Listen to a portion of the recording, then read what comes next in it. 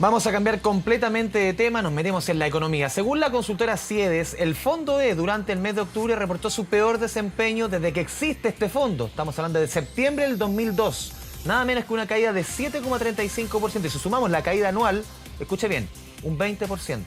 Esto motivado en parte por la incertidumbre que genera el cuarto retiro del 10% y también las alzas en las tasas de interés. Para hablar de este tema nos acompaña José Luis Ruiz, economista y académico de la Universidad de Chile. José Luis, bienvenido a Canal 24 Horas, ¿cómo te va? Hola, muy bien, buenas tardes. José Luis, para entrar un poquito en materia y explicar bien de manera, tú eres académico, profesor, lo explicas muy bien, ¿por qué cae tanto el Fondo E? No solamente en octubre, yo sé en la presentación en los últimos 12 meses, 20% de caída. Para explicar bien por qué cae tanto el fondo, sobre todo que representa a quienes deben estar a punto de jubilar. Sí, mira, lo primero que hay que tener muy claro es que el Fondo E es un fondo voluntario. Las personas que tienen más edad y que fueron asignadas al Fondo D. Los fondos extremos son voluntarios, quienes están ahí decidieron estar en ese fondo. Ahora, en condiciones normales, ese es un fondo bastante estable, seguro. Sin embargo, lo que no hemos tenido es justamente estabilidad. Y esto producto de la actual crisis sanitaria que llevó a generar estímulos profundos en la economía que hicieron bajar las tasas de interés. Y por lo tanto, de esta manera, ese fondo quedó muy expuesto a un alza en la tasa de interés. Y eso es lo que hemos venido viviendo desde finales del año anterior, para que uno lo tenga muy presente. Por ejemplo, los créditos hipotecarios han visto un alza desde que alguien que refinanció, que sacó un crédito hipotecario a tasa menor al 2% real, hoy en día nos vamos acercando por sobre el 5% y hay gente que estima que vamos a llegar al 6% de tasa. Para que alguien lo entienda, esa alza de 4 puntos porcentuales puede significar el pagar un dividendo casi un 50% más alto. O sea, esto te demuestra que de alguna manera se secó el financiamiento de largo plazo. Aquí fueron muy golpeados estos fondos. Las AFP invierten en este fondo principalmente en renta fija local, la cual ya venía muy expuesta desde el estallido social. Y ahora, con esta alza de tasas de interés, al valorar estos instrumentos que prometen pago de flujo futuro, al traerlo a valer presente, valen mucho menos. Y por lo tanto, como el nivel de tasa era muy bajo, cualquier aumento provoca un gran cambio de precio, lamentablemente, a la baja en estos papeles financieros. Siguiendo en esta explicación bien en simple, José Luis, ¿por qué también se da este cara y sello? Vemos que el Fondo A los últimos o este año ha subido un 12%. Claro, los fondos voluntarios, como dices tú, que están las personas que deciden estar ahí, más allá que el B, el C y el D, que son muchas veces por defecto. Las personas caen ahí. Sí. Pero voy al punto del... El Fondo A sube un 12% y el Fondo E cae un 20%. ¿Por qué se da este cara y sello? Para entender bien en sencillo. En sencillo es porque el Fondo A, la mayor parte de su composición está invertida en el extranjero. Y los mercados internacionales definitivamente han andado mucho mejor que Chile, porque Chile, con el clima, además de toda esta política de retiro, que obviamente hay un grupo de la población que lo necesitaba, pero que el volumen de dinero es tan amplio que con los 3 retiros se acumulan recursos del orden de 50.000 millones de pesos que se han retirado. Poniendo en perspectiva para las personas, esto bordea el 20% de lo que produce Chile en un año normal. Agreguemos a esto el IFE, que son recursos de 3.000 millones de dólares mensuales. O sea, ha inyectado mucho dinero a la economía y por lo tanto en esta crisis donde la producción es más lenta, esta mayor liquidez genera alzas en los precios y que se traducen en mayor inflación. Por lo tanto, para contener esta inflación, el Banco Central tiene una herramienta que es la tasa de política monetaria, que es la que mueve las tasas de la economía, y estas tasas han ido aumentando bruscamente. Además, la incertidumbre política que estamos viviendo como país, producto de toda la discusión de quién va a ser presidente, de la convención constituyente, lo que puede emanar de esta convención, genera un clima de incertidumbre política. Y esa mayor incertidumbre también se traduce en presiones al alza de la tasa de interés. Sí, José Entonces Luis, tenemos como... No, sí que te quería un punto, porque ayer dentro de la discusión que se llevó en el Congreso, en la Comisión de Constitución en torno a este cuarto retiro, se apuntaban los senadores del oficialismo hacia los senadores de oposición diciendo, a ver, ojo con las decisiones que hemos tomado acá porque ha significado lo que conversamos, una caída del 20%, por ejemplo, entre otras razones, del Fondo E. Y ahí uno de los senadores del Partido Socialista, Alfonso Urresti, dijo, no, esto es culpa del gobierno porque llegó tarde. ¿Cómo lo ese tipo de análisis, ese tipo de argumento?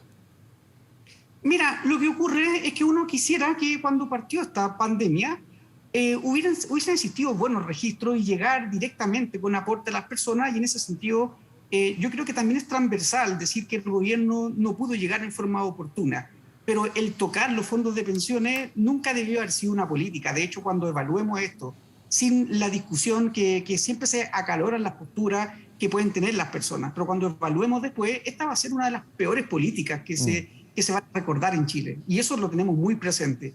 ¿Qué es lo que ocurre? Y esto, de hecho, hay un consenso técnico. No hay técnico que no diga que esto es una mala política. Pero aquí tenemos una clase política que cada vez escucha menos argumentos técnicos, tratando de llegar a esta sensibilidad que me parece muy bien. Sí, es deber de los políticos interpretar las necesidades de las personas, pero no tampoco sobreinterpretarlas. Entonces, en este sentido, yo creo que en este momento deberíamos estar pensando en cómo reactivamos la economía, en cómo inyectamos más capital de trabajo a las empresas que se han visto debilitadas, cómo generamos, siempre cuando hay una crisis se gatilla una oportunidad, cómo introducimos mejora en el empleo, en la productividad de las personas, y no este rol tan fuertemente subsidiario de dejar un Estado más grande, un mayor endeudamiento y políticas de este orden que al final están. Y esto es real, esto no es postura, sí. Están ahuyentando a los inversionistas. Aquí, sí. Sí, no, que te quería poner un ejemplo. Estaba pensando un poco en tu argumento y de repente uno pensaba, a ver, una persona, por ejemplo, que estaba en el Fondo E, tenía antes de los retiros 60 millones de pesos. Utilizó los 3 retiros, los hizo. En cada uno sacó un tope de 4 millones de pesos, es decir, sacó en volumen 12 millones en los 3 retiros. Si uno saca el cálculo, con la caída del 20% en estos retiros, uno podría decir que perdió lo mismo en la caída de la rentabilidad que en la sacada de los 3 retiros. En el fondo, a ese nivel, para llevarlo un poquito al sencillo, es lo que está perdiendo una persona. Por ejemplo, yo te decía, te pongo arriba de la mesa, tenía 60 millones de pesos. Ha sacado prácticamente lo mismo los 3 retiros con lo que ha perdido por la caída de la rentabilidad del Fondo E, para dimensionar. No, y además es peor, porque ha perdido como un 25%, porque en el fondo este 20% es real. O sea, esto todavía por sobre la tasa de inflación. O sea, si lo llevas a lo nominal es más grande. Claro, entonces al final del día la pérdida es grande. Pero esto ocurre en los mercados de capitales. Lo que ocurre es que no lo hayamos visto por los fondos más conservadores. Y por lo tanto lo que aquí queda como mensaje es esperar que esta tormenta perfecta pase. O sea, va a pasar, vamos a ver quién va a ser el siguiente presidente, vamos a ver qué cosas van a salir de la convención constituyente. Y al final del día el país de cualquier manera tiene que retomar el camino, ojalá y con más fuerza que llevaba. Pero nuevamente aquí esto se cruza mucho con la parte política. Uno, siendo técnico, uno no puede dejar de lado este fenómeno político que ocurre, que en el fondo está creando un clima de incertidumbre, que está gatillando que hayan más presiones de generar recursos, que se extendiera el IFE. Y de hecho, técnicamente no habían argumentos macro para extender el IFE, y ya se extendió en parte para calmar también las presiones políticas, pero al final es un cuento de nunca acabar, porque tú abres una ventana, te hacen un ventanal y después una puerta giratoria. Eso pasó con los retiros. Los políticos dijeron, en materia de retiro vamos a hacer un solo retiro por única vez para llegar a las personas en forma rápida, oportuna, y ya estamos a puertas de un 4.º retiro. Entonces, es complejo el escenario, no es trivial.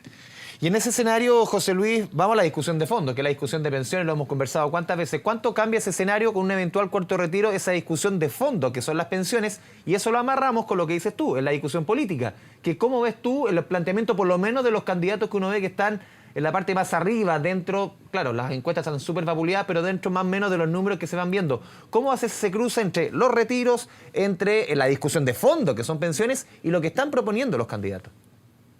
Es que las propuestas son bien extremas. O sea, si tú lo ves, no estamos jugando. Cuando un candidato dice, no estamos jugando el desarrollo de Chile, yo comparto. ¿Por qué? Porque en el fondo podemos llegar a 2 extremos muy importantes. Desde un extremo que quiere que haya un Estado más grande que corrija deficiencia vía subsidio y esos subsidios al final las personas tienen que entender que hay que pagar eso. Y mientras que hay otro que quiere buscar la máxima eficiencia, reducir el Estado al mínimo y que todo se logre vía gestión principalmente privada y con una componente estatal donde los privados no lleguen. Entonces, yo creo que las visiones son tan extremas que eso es lo que ha costado avanzar en la discusión. Tú mismo has estado presente, Andrés. Llevamos como 15 años viendo el diagnóstico súper claro. Hay dos comisiones, una de las cuales tú participaste, que fue la Comisión Bravo. Claro, y al final el razonamiento es casi idéntico. O sea, la tasa de cotización se quedó corta, hay temas con la edad de retiro, si es que tú no la vinculas, lamentablemente, a la mayor expectativa de vida. Digo lamentablemente en un sentido económico, porque en un sentido de vida todos queremos vivir más. Pero en el concreto esto significa financiar mayores pensiones. Y ojalá que fuera hilvanado con eso. Entonces, hay hartas discusiones, la productividad, que las tasas de interés a nivel mundial vienen cayendo en el tiempo, es una realidad. Significa que tenemos que buscar mejores instrumentos, tener un sistema más estable. Piensa que esta misma discusión, el simple hecho de tener una discusión de retiro, lleva a que las AFP tengan que tener instrumentos más líquidos para enfrentar estos retiros, y con eso ya no están maximizando el corazón de este sistema, que es la rentabilidad. Un punto porcentual de más rentabilidad de largo plazo es un 20% más de pensión. Entonces, si no cuidamos eso, claramente no estamos cuidando las pensiones en el futuro. José Luis Ruiz, te agradecemos este espacio, esta conversación bien didáctica para entender lo que está sucediendo con el Fondo E, con el resto de los fondos, con la discusión de fondo que son las pensiones. Muchas gracias por este espacio con Canal 24 Horas. No, gracias a ustedes. Que estén muy bien.